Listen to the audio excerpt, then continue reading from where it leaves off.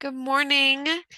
Thanks for joining our webinar with the Northern Forest Birds Network. Today, I am super excited to be featuring the Northern Institute of Applied Climate Science. So we have Maddy Baroli, who is a climate adaptation specialist and works with Michigan Tech University.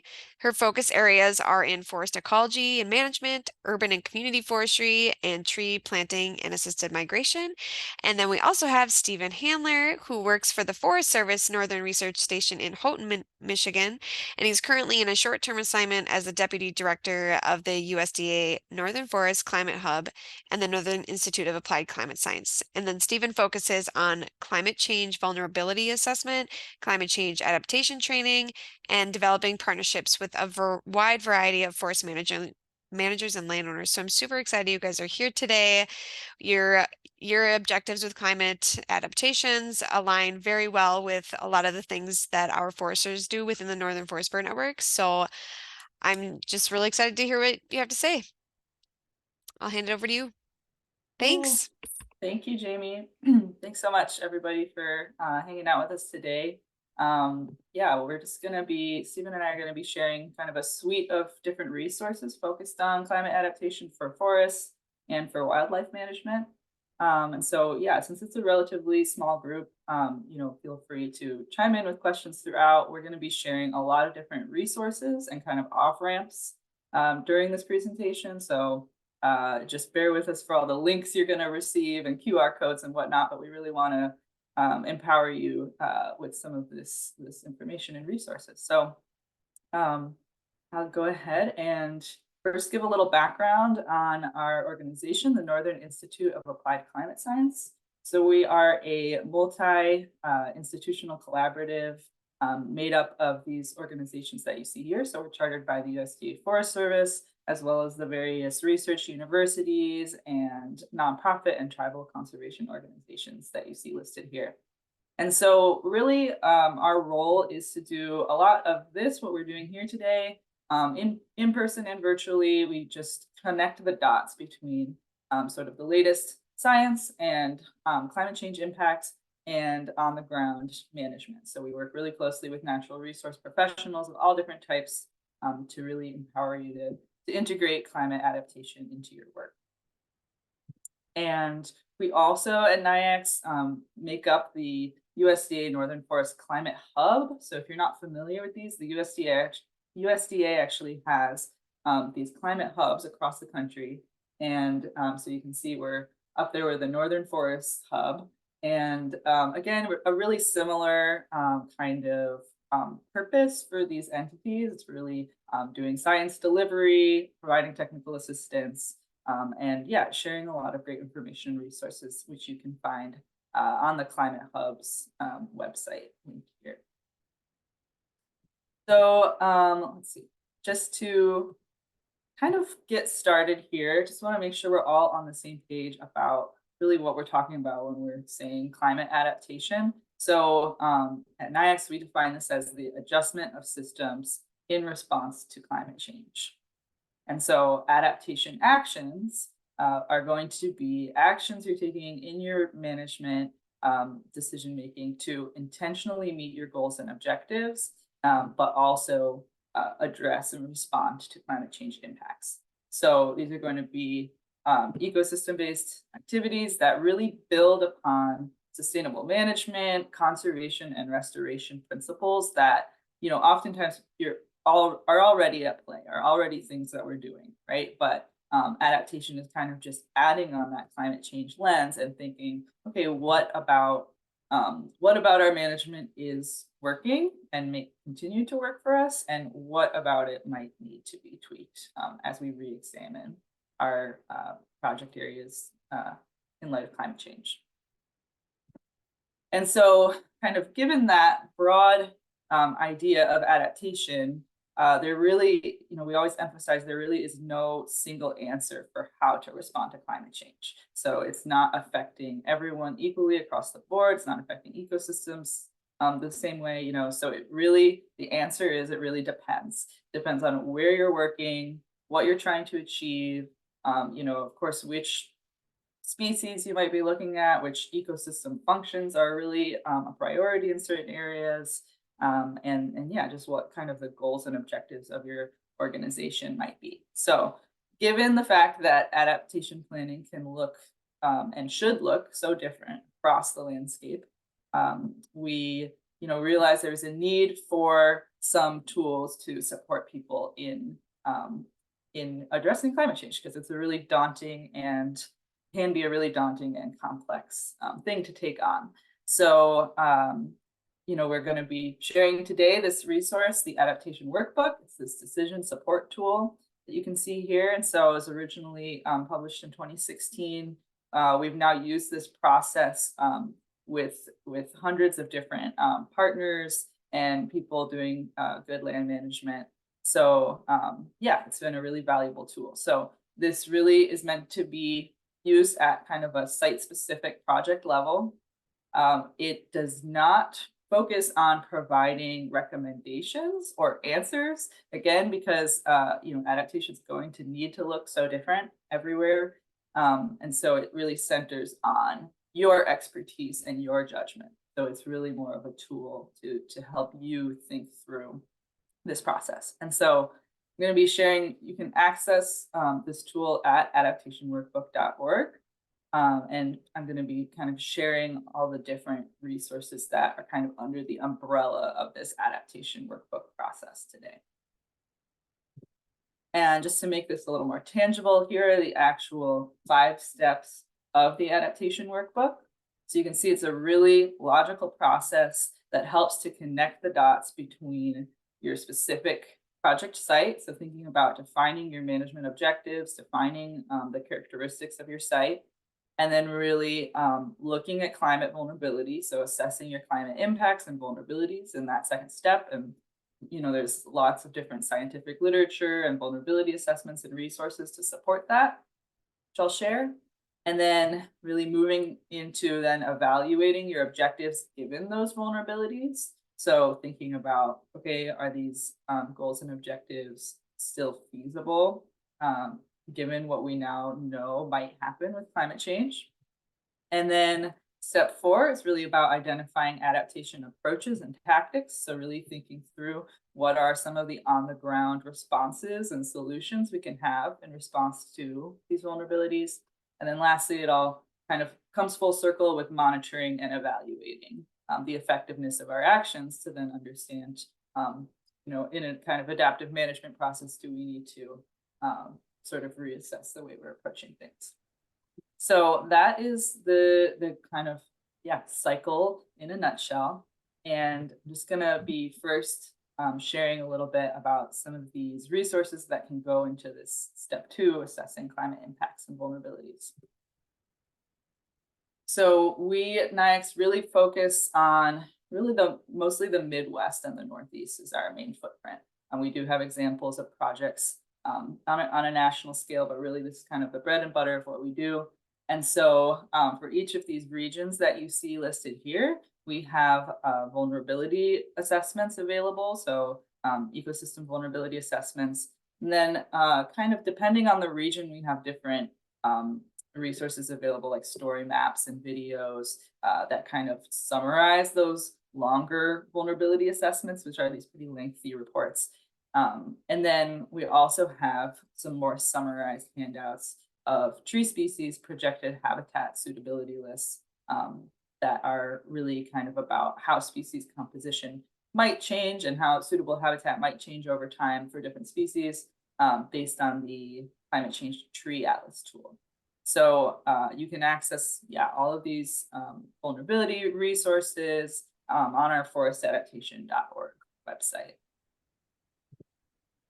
And here's just another kind of look at these, a closer look at the forest ecosystem vulnerability assessments. So here we have pictured the one for New England and Northern New York.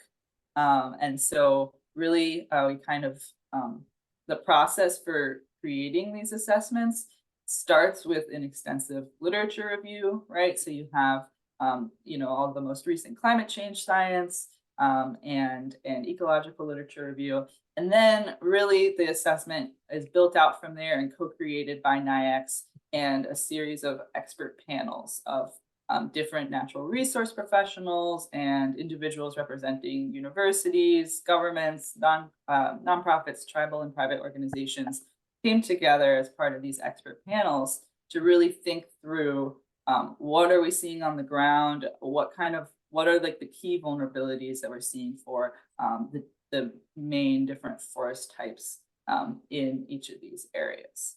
So these are, yeah, really, really valuable resources, and they are available for all the different regions that you see here.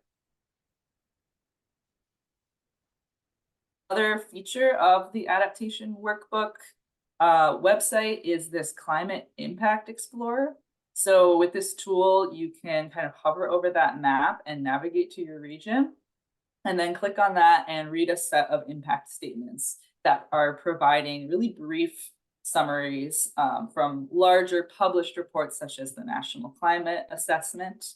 And so each of these, you can see here, this is the one for the Midwest. And so you have like a general tab that's going to be sort of more broad stroke trends in temperature and precipitation and weather events. And then if you click on that forest impacts tab, then it kind of breaks it down and it relates those then to ecosystem impacts. And so each of these summaries is also, as you can see, linked with a citation, with updated citations for the literature associated with them. So that's a really, really handy tool. I think this is, yeah, just a great tool for having like conversations with family and friends and the general public as well, because it's so brief.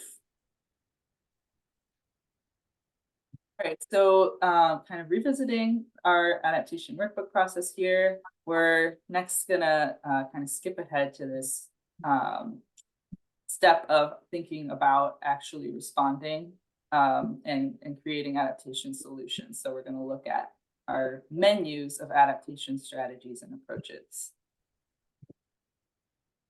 So when we say menus, this is really just a resource that is, a list of possible adaptation actions that allow for you to kind of pick and choose, just like you would off of a restaurant menu. What are the most relevant approaches and ideas for your particular location and set of conditions and climate vulnerabilities? So the idea is there's a really like broad spectrum of different options in this menu, and you're not going to be choosing them all, right? Not all of the menu options and ideas are going to be appropriate for your site. You're going to really be tinkering through, okay, would this make sense for my project area?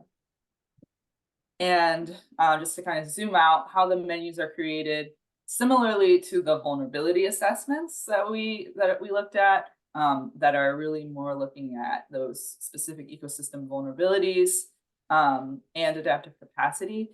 These menus are more, again, solutions oriented and ideas for responding to those vulnerabilities. So the way that these are built, again, is with a literature review and working very closely with partners and need from the community, of course. Like the forest menu, which I'm gonna get into next year, was our very first adaptation menu. And so there's definitely a feeling of a need for that. And so a lot of different natural resource professionals, again, came together to develop and kind of refine these ideas that are in this adaptation workbook. And so then we really like to give it some time when a new menu is created for people to kind of test these ideas out in the real world and feel out like, are we comfortable like providing this as like a suggestion or option for adaptation. So here are all of our adaptation menus. And so you can see the ones that have the years that they've been published. We also have a grasslands menu in development. And so this QR code will take you to a landing page where you should be able to access like online interactive versions of each of these menus. But then they're also lengthier publications. And so this handout on the right here is just a one-page summary. So you can see there's for the forest menu in this case, there's 10 different strategies, and then they have all of these approaches listed under each of them. And so again, this is just a one-page handout, but the full publication of this menu then in the online version as well has it so that you can kind of expand each of those approaches and read more about it, and also read example tactics. So hopefully everybody has had a chance to pull this up using the QR code, but I also have, there will also be another one for the forest menu shortly. And some adaptation concepts that really underpin all of our menus, and in each menu there is adaptation actions associated with each of these adaptation concepts. And so it's really helpful to think about this as a spectrum. So this is just conceptually kind of different approaches to climate adaptation that may or may not make sense for your site. So starting with resistance on the left-hand side, this is kind of like a bucket of actions designed to maintain current conditions, and really, thinking maybe species composition, ecosystem structure, ecosystem functions. We're really thinking about maintaining unchanged versions of those and really kind of improving the defenses of our system against whatever those climate change impacts may be. So you can see there's an example of a hardened seawall here to just really kind of resist that changing sea level. Resilience is really this is a lot of what I think land managers are kind of used to thinking in this framework, is promoting actions that allow for some changes following a disturbance, but really still kind of trying to enable our ecosystems to return to a state similar to pre-disturbance. So it's sort of that stretching rubber band concept of, okay, we're going to accommodate some degree of change, but we're still looking at like generally similar ecosystem type and function. And then transition are actions that either allow for a system to kind of naturally transition in response to climate change to a new state, or intentionally and actively facilitate that new state, which might be characterized by different species composition or different ecosystem functions. So with transition, we're really thinking about responding to these changing and new conditions. And I guess one extra note here to think about, again, this is a spectrum, so it's not going to be like, we're just doing resistance, we're just doing resilience, we're just doing transition. A lot of times you might have different actions that correspond with different concepts. But a lot of times resistance might be something that makes a lot of sense in the short term, right? And maybe you have more of a chance in an area that hasn't experienced that much disturbance, then resilient or resistance options might be really appropriate still for that site. But kind of with higher degrees of disturbance and change and pressure, we see that it might be more appropriate to use resilience or transition tactics. And so I wanted to share those before we took a look at this, because you can see with this outline of the different strategies that are in our forest adaptation menu. There's also this resistance, resilience, transition spectrum along the top. And so you'll see that, yeah, like some of the strategies in the menu are really encompassing of all of these, kind of meet objectives in these different concepts, whereas some are definitely more skewed towards the resistance side or more skewed towards the transition side. So yeah, I'll just kind of, I know you can all read this, but I'll just keep it up here and read the different strategies for the forest menu. So you have sustain fundamental ecological functions, reduce the impact of biological stressors, reduce the risk and long-term impacts of severe disturbances, maintain or create refugia, maintain and enhance species and structural diversity, increase ecosystem redundancy across the landscape, promote landscape connectivity, maintain and enhance genetic diversity, facilitate community adjustments through species transitions, and realign following severe disturbance. So you kind of get the sense from those that with the strategy is like the top tier of ideas in the menu. So these are really big picture concepts, right? Like promote landscape connectivity. Well, okay, you can say that and make that part of your goal and intention. But of course, we want to like step down to what does that actually look like? What are your on the ground prescriptions for that? And so that's what menus are really helpful for. Again, this is just a note that you can access the strategies and approaches online and click around and interact with this. So these are screenshots directly from the website. You can click on each of these strategies and this is what comes up, right? So you'll get a little bit of background with citations and literature in there. And then you kind of step down from the strategy to an approach. So maintain or create refugia. The approach here is prioritize and maintain unique sites. And then you have some examples, example tactics listed as well. So we can kind of conceptualize that here in this diagram. So I really think the arrow could be pointing two ways in this, because it might be that you think about like a concept, you're like, oh, well, we know resistance really makes sense for us. And then you kind of step down to the action, but it might go the other way around too. You think of something you want to do, and then you realize like, okay, this is a transition action. Was there a question, Jamie? I saw you. Yeah, I was kind of thinking about this, and is it okay if I interrupt you? Yeah, go Because for it's it. kind of related to this. Brian Palick from the Chippewa National Forest, the first time I saw this concept, he presented it to our group.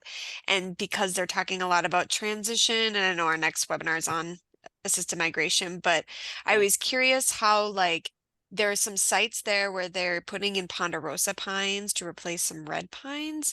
And how is that research integrated into like some of these adaptation models?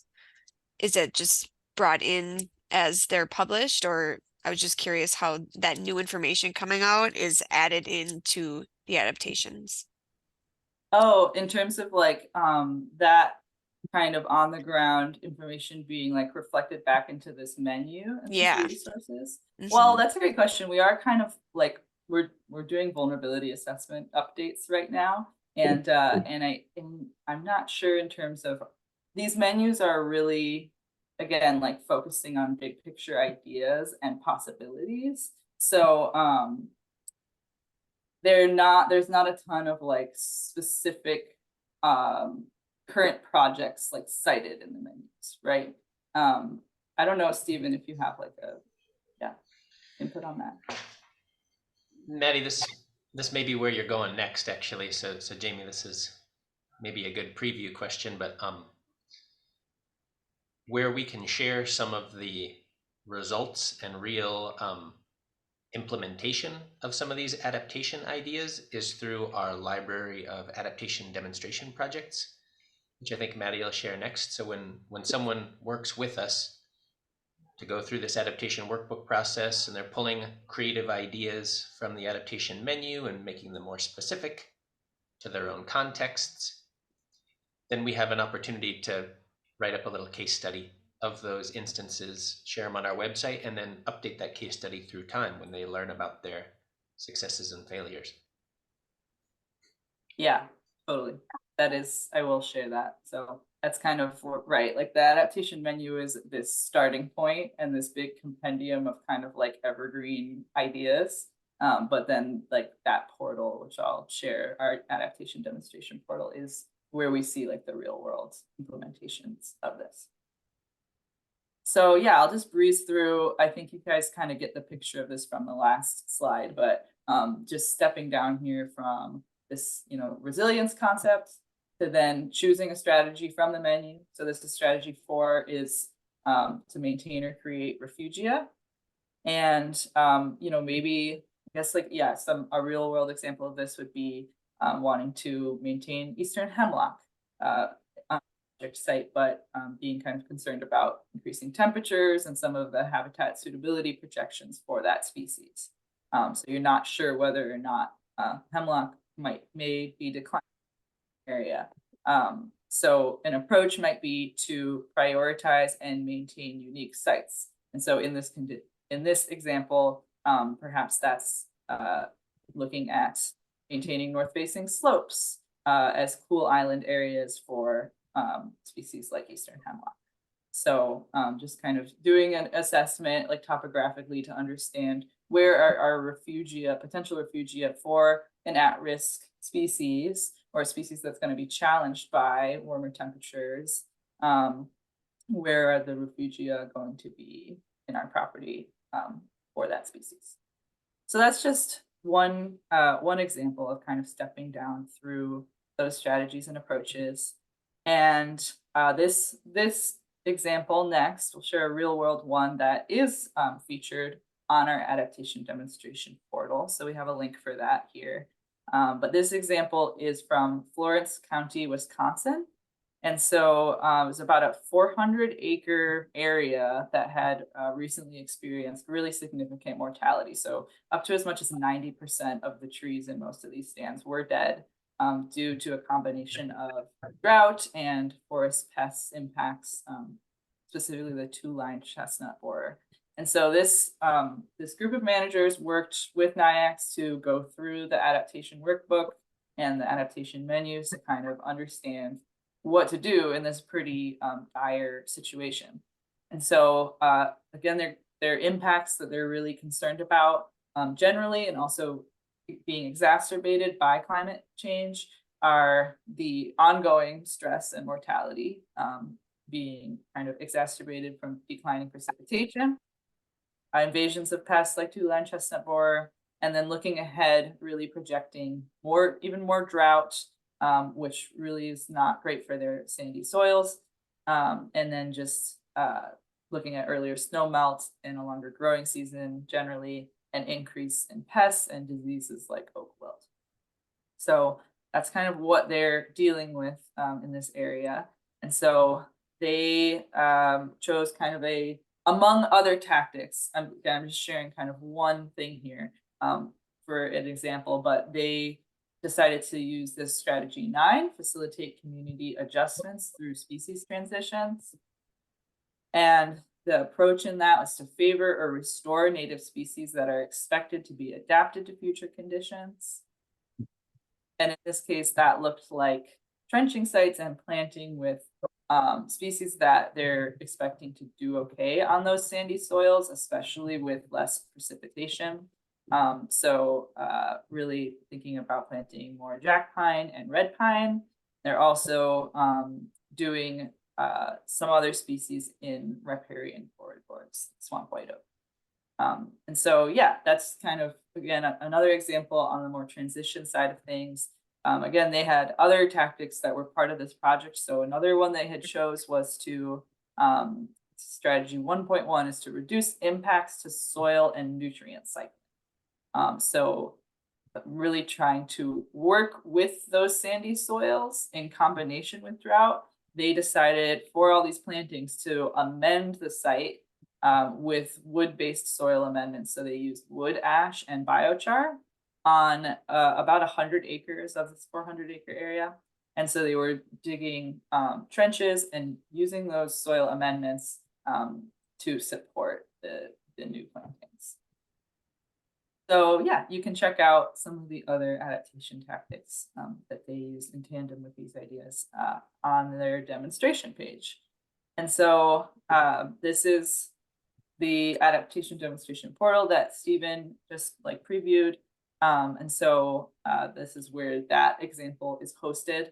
So we have over 500 different projects, probably over like 600 now, that have used the adaptation workbook through one avenue or another. Maybe they've worked directly with us on a consultation or come to one of our trainings or just use the resources on their own. But these are all examples of, yeah, real people in real places responding to their real climate impacts. And yeah, each of these pages really details what specific impacts they're coping with, and again, how they are responding to that, and then maybe some plans for monitoring and evaluation as well.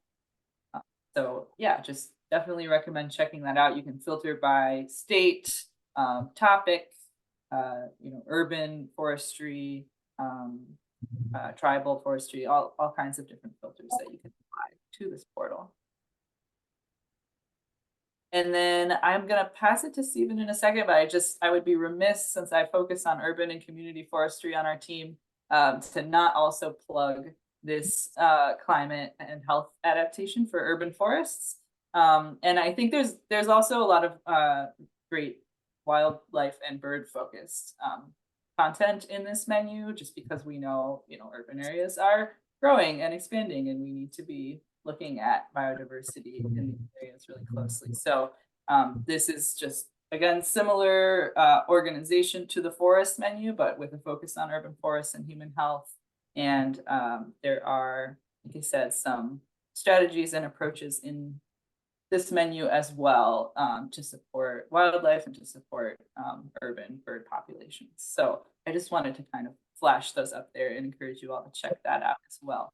But with that, I'm gonna switch over to Stephen's slide and let him tell us about the wildlife adaptation menu. Should we pause? Let's see if there are any questions for Maddy here before we switch topics slightly. Do folks have any questions about the workbook or the forest menu or the adaptation example that Maddy shared?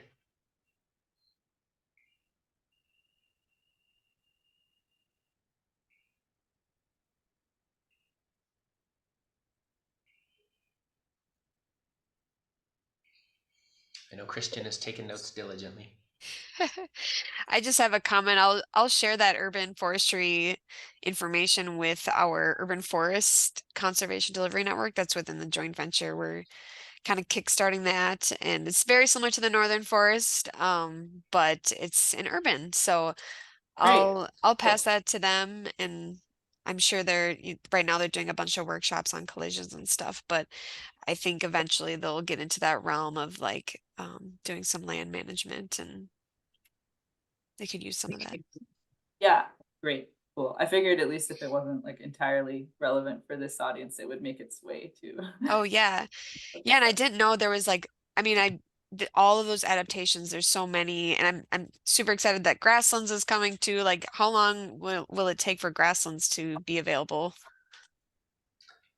I just sent comments to the person who's authoring it. So we have a manuscript now that is ready for submission. I would say it's going to be submitted in July to a Okay, journal, and then we'll see awesome. what that review process looks like.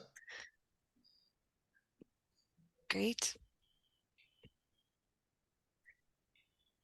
Okay, well, I'm happy to pick it up, and then we'll save some time at the end for questions as well.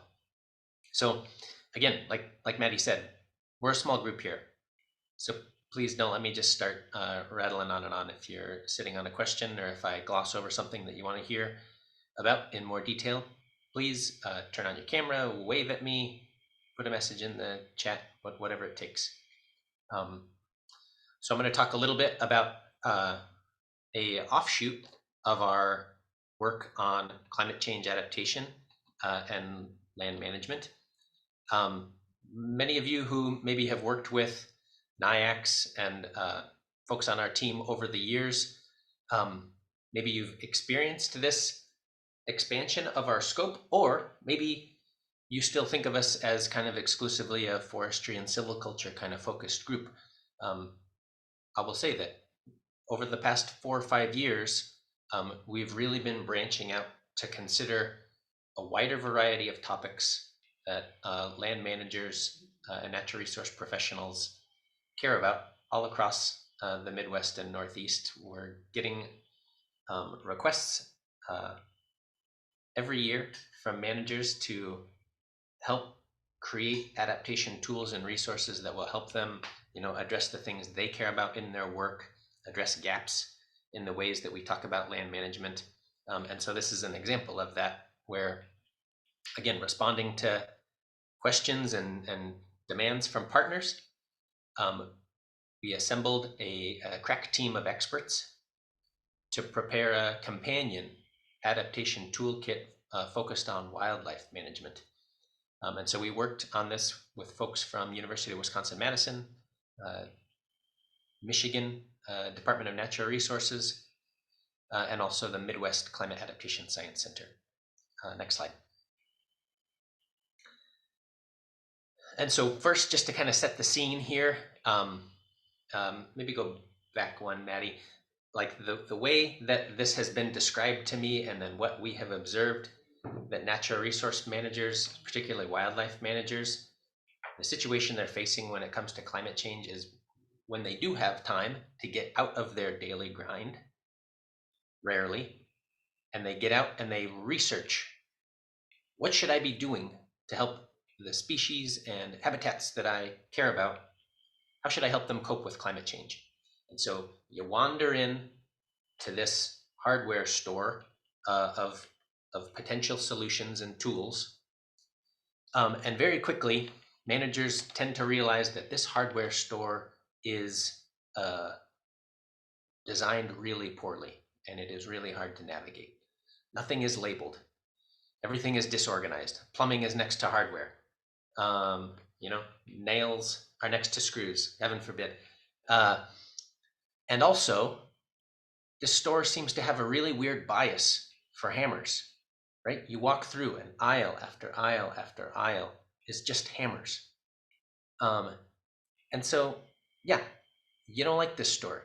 It's hard to find what you want. It's not worth your time. And so you leave. And it's easy to get discouraged. And that is kind of the situation that wildlife professionals often find themselves in when they wander into this field of climate change adaptation and try to find practical, tangible advice. Now, next slide. So when we set out with this team of folks that I mentioned, our goal here was to do a synthesis of what recommendations are actually out there for wildlife management under climate change. We wanted to create this adaptation menu that would be an organized set of climate adaptation actions that managers can actually work with, that is actually meaningful at a scale and a level of precision that actually informs their work. And then we wanted to demonstrate its use. Next slide. So our target here audience was terrestrial wildlife managers. We heard very early on that wildlife managers tend to sort themselves into two camps depending on what they actually think about day to day and their opportunity of influence. And so we wanted to explicitly consider population management for individual species as well as habitat management. So you'll find two distinct halves of this menu. Next. You will not find fish or aquatic resources or information really in this menu. We had to limit ourselves somewhere. We think that a lot of the adaptation actions that you'll find in the menu are probably transferable, but we didn't go out specifically looking for recommendations from the aquatic resources and fisheries literature. Next. So this menu was built on first phase of lit review and exploration, like I mentioned. And so we had a team of researchers combing through the literature, sorting an individual or an initial kind of scan of relevant publications, filtering them down to really relevant articles for our geography that actually did discuss management for climate adaptation and to reduce or address climate risks. From this pool of about 500 articles that we ended up settling on, we extracted about 2,300 individual management recommendations. So this is guidance in the published literature that's being delivered supposedly to wildlife managers on what they should be doing to help wildlife respond to climate change. And so what did we find? Next slide. Okay, so here is the hardware store. These are the tools and actions that are being recommended to wildlife managers. We got a link here where you can get the results of this lit review. Next. And here's where my bizarre hammer portion of the story comes in, is that again and again and again, what the literature is telling wildlife managers to do is to establish protected areas and to design protected areas differently. Think creatively about how you're setting up protected areas, right? which is great. It's important, but it's way overrepresented and it's way outside of what most wildlife managers can actually do, right? In their in the bounds of their job with the effects that they can have, right? And so this is like, yeah, shoulder shrug for a lot of people, frankly. Whereas on the flip side, right, some of those fundamental aspects of wildlife management are getting really minimal attention in the literature, right? So managing important interactions, diseases, conflicts, thinking about vital life stages that can be manipulated to increase survival rates, things like that are barely getting discussed when it comes to climate adaptation literature. Next slide. So taking those 2,300 recommendations, putting them into some initial bins, that gave us the opportunity to kind of level the playing field of adaptation actions. So, right, like protected areas, you're important, but you just are one item in the menu now, compared to all of these other important, natural history and habitat manipulations. So we created our initial version of the wildlife adaptation menu. And then we went on this campaign of organizing some pilot or some testing workshops with wildlife managers from around the region. And in each of these workshops, some of you have been to our adaptation workshops before, we had teams of folks working on a discrete project idea. So either a habitat in a specific place or a particular species that they were focused on. They walked through the adaptation workbook process that Maddy described a minute ago. And then when it came time to actually brainstorming adaptation actions, they used our draft wildlife adaptation menu. And then after the workshop, we had them give us feedback and tell us what was missing, what was worded poorly, how could we reorganize this menu to help you better find and sort through this library of ideas. A really important testing phase for all of our menus. Next slide. Okay, now I'm gonna pull the curtain back and show you the high-level adaptation strategies that we ended up settling on with the final draft of our wildlife adaptation menu. Next. Okay, I mentioned that, two halves of the menu, right? First half, population management.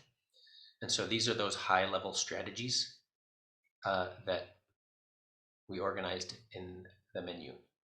Maintain and enhance genetic diversity, maintain connectivity between populations, facilitate shifts in geographic ranges in anticipation of future conditions, manage interspecific and biotic interactions, maintain sustainable population sizes through a variety of methods, adjust harvest regulations for harvested species, and then manage and reduce human disturbance and human-wildlife conflict. Next. Now we've got the habitat side of the menu, 8 through 11 here. Restore and maintain food water cover, so kind of a more defensive, protective idea. And then its counterpart, adjust your management of food, water, and cover to align with expected future conditions. And then another paired set of establish and enhance protected areas. Okay, there's your protected areas feature. But then also, what are the wildlife conservation actions you can take on lands outside of protected areas? And then, based on feedback from those workshops I mentioned, we added 2 bonus strategies that were surprises to us.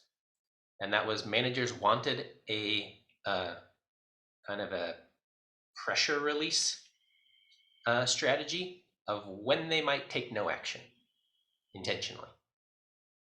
And then lastly, we heard a lot on how wildlife management is actually in many cases people management, right? And so we heard a lot of good ideas on how to engage human communities in wildlife conservation and climate adaptation. And so we we're able to bin all those into one strategy with many approaches. Next.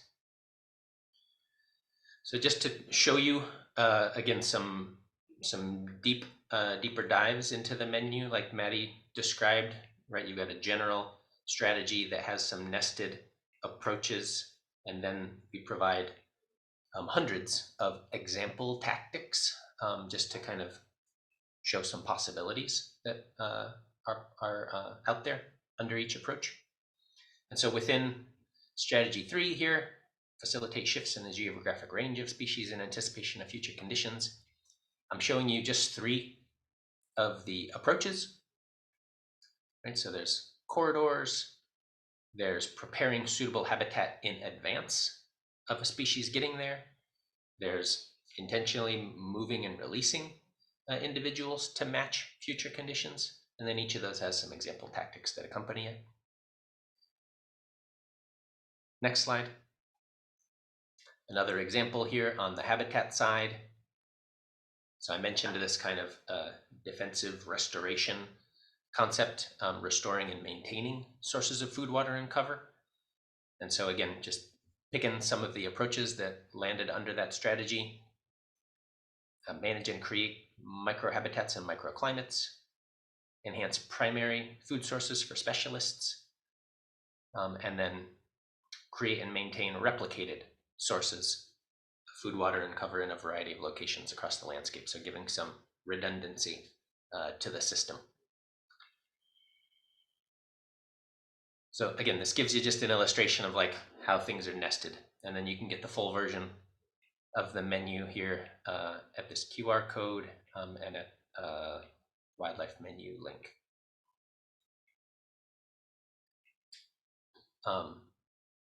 Okay, next slide. Just to show you a quick case study from one of those workshops that I mentioned. I'll pick one from Nebraska here. I know that's maybe a little outside your northern forest bird landscape, but sorry. And so come with me to Nebraska. We're talking about the Central Platte River Valley, about a 12-mile corridor of the Platte River that is critical habitat for sandhill cranes and other wildlife on their migratory flyway. And so a coalition of managers here from the International Crane Foundation and the Nature Conservancy and other groups worked together at this workshop. This river corridor has been a focus already in planning, so they had some objectives with kind of numerical goals and targets for increasing native meadow cover and reducing woodland cover and maintaining compatible habitat in adjacent crop fields, things like that. Next slide.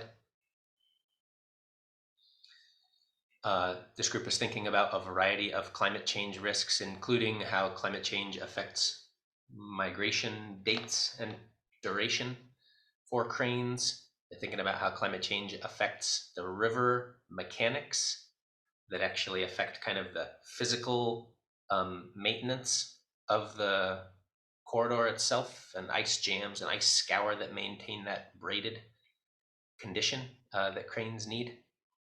And then vegetation concerns. Next slide. Just to show you a cool figure they showed, right here's a change over 18 years that shows how as winters have changed and also how as flows have changed in this section of the Platte River, here's how that river channel has changed through time from this,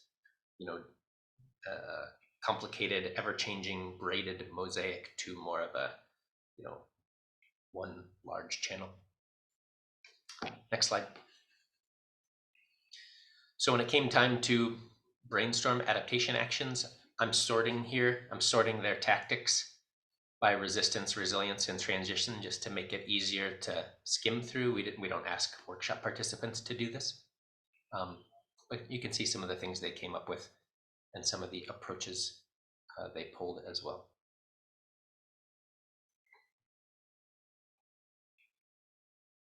And then lastly, some monitoring ideas to help them determine if these adaptation actions were in fact successful. So I think that's where I'll end for a discussion on wildlife menu. Again, happy to hear questions or reactions from general adaptation workbook stuff, either of the menus that we've discussed or anything else that comes to mind. Thanks, Stephen and Maddie. This is great. I learned so much when I talk to you, whether it's here or in other meetings. I'm curious if so, like in the forestry world in the Northern Forest, we deal with like a lot of private and public land owners. So do you see private landowners kind of reaching for these menus as well, or is there any suggestions on how to get like smaller private landowners to use some of these menus? Maddy, I'm interested to hear your thought on this too.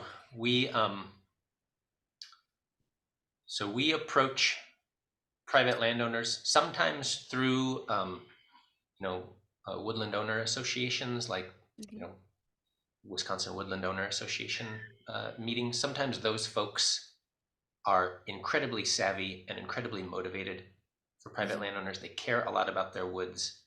They're the ones who are instigating revisions of their forest management plans, and sometimes they're out there actually doing the work themselves, Right. frankly. So like when you can get that caliber of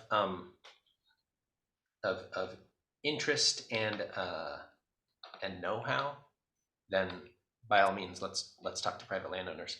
Mostly though, we work with service foresters and consultants. So we're working with conservation district foresters, with professional foresters through their professional societies like SAF and ACF and Forest Guild. Yeah, Maddie, what would you add? Yeah, that's kind of my thought too, is really we're reaching private landowners and they may be getting introduced to these concepts through like their consulting forester, right? Or through their soil and water conservation district forester. So we have been doing, specifically in Massachusetts, as part of an effort to train up their service foresters on integrating climate change into their forest stewardship plans. So like all the forest stewardship plans they're writing like have a required climate change component. So they're having those conversations directly with landowners and maybe using these adaptation menus in some of those conversations. Directly, we do a number of larger training. So like we will do, one project consultations, right, often, but we also have this annual adaptation planning training that is it's virtual and it's a very large group of people. And sometimes we get, like Stephen said, those very motivated landowners. They are, totally allowed and encouraged to take part in that training. And it's kind of cool for them because they get to rub elbows and have these like breakout conversations with foresters and other land management professionals. And what was my last thought? Oh, well, I guess really, yeah, the soil and water, I have kind of a background working with soil and water conservation districts locally in my area too. And we do get a number of those conservation district foresters in our trainings each year. So I think they're a really great channel for that direct landowner conversations about climate change. Yeah. And I Do you think get, I'm sorry, Maddie. oh, just one last thought was our colleague Samantha Myers is our Northeast coordinator. And I believe they did something with Connecticut has a master woodland manager program. So that was really cool. That is all those highly motivated landowners who are part of this. I think it's like a year-long curriculum and they get together like every month and have special topics. Yeah, the Master Woodland Manager program. That's been another avenue. Is there like a NIACS like certification you can put on your CV, or is that just Yeah, like, but I mean, we have like our trainings all have usually continuing education credits, yeah, but through like But that's right, obviously professional credit. We can make a fun PowerPoint template. Yeah, we've been talking about that with the Forestry for the Birds program is like, when people go to those workshops, they can get like a little certification. They're like Forestry for the Birds certified. So I was curious if Yeah. NIACS had something similar because it's just growing in popularity and Just like a Captain Planet stamp. Climate yeah, champion. Yeah. for sure. Does anybody else have any other questions? Grading your course participants, yes. Yeah, Yeah. we've moved away from using words like homework. Although I'm trying to, but it still slips in there. Yeah.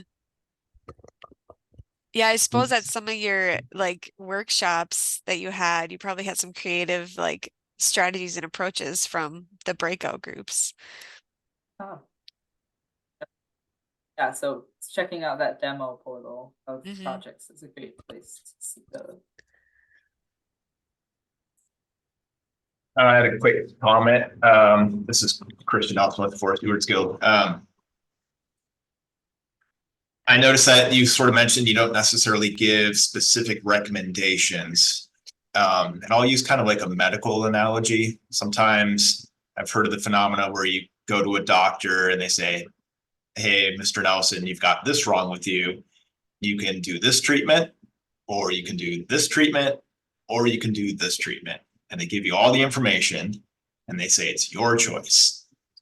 And I think that can be sometimes empowering in a way. Okay, I have all the information, I get to make the decision of what's right for me. And I think other times it can feel like, hey, doctor, you're the expert here. What would you do if you were me?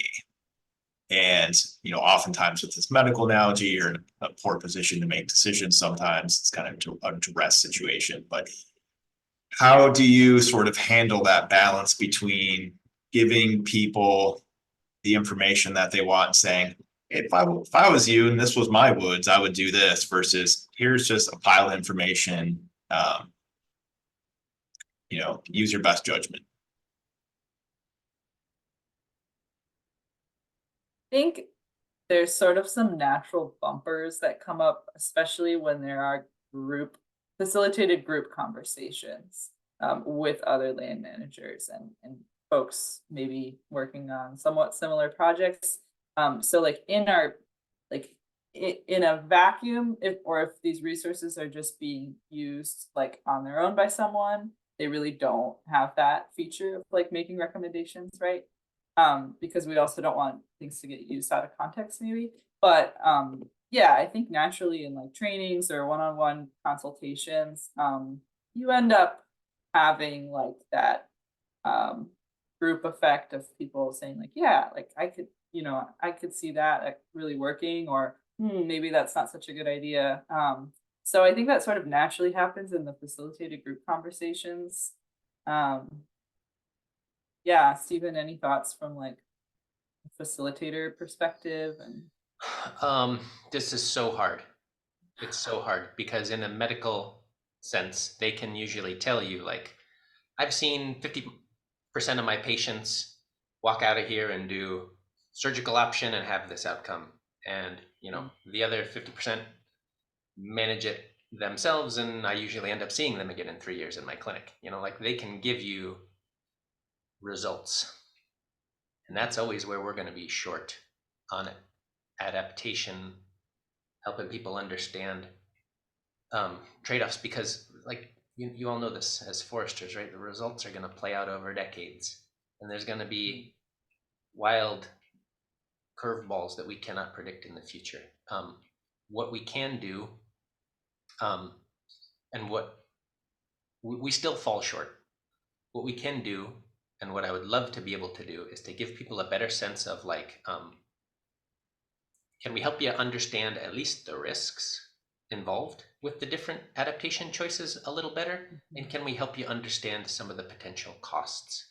Right now, we have pretty much nothing to say about economic trade-offs, even just like cost of implementation of different adaptation actions. And I know it's going to be really customized depending on your situation, but Right now we don't have anything to say, and at least we should have something to say.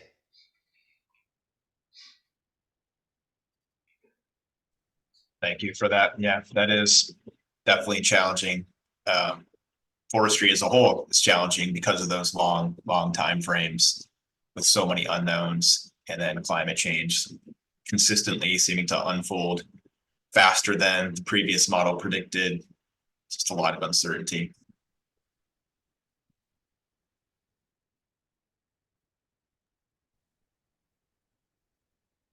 That was a good question, Christian. Something to think about.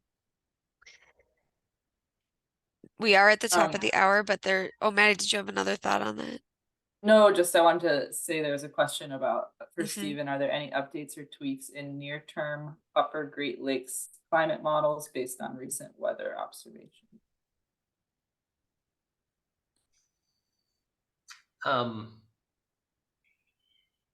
No, not anything I'll share. I mean, like, yeah, again, like recent weather, we try not to get caught up in the crazy weather event of the day or of the season or of the year. Mhm. We do try to always make connections to this fits in with a long-term trend, or this, we expect more or less of this going forward in the future. So we try to make those connections to people, but again and again, I always try to walk back from some of that because it's so easy to get drawn into that discussion of weather rather than climate.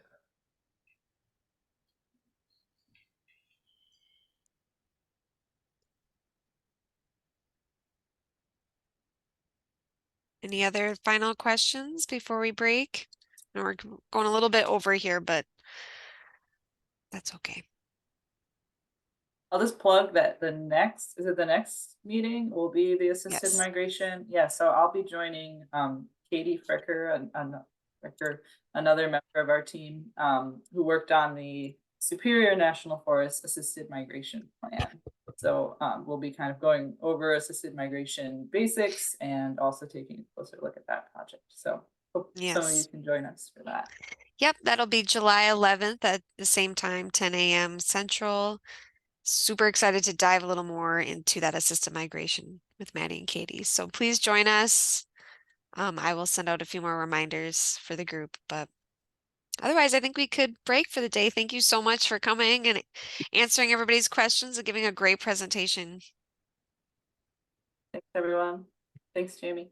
Yeah, thank you. Bye. Bye.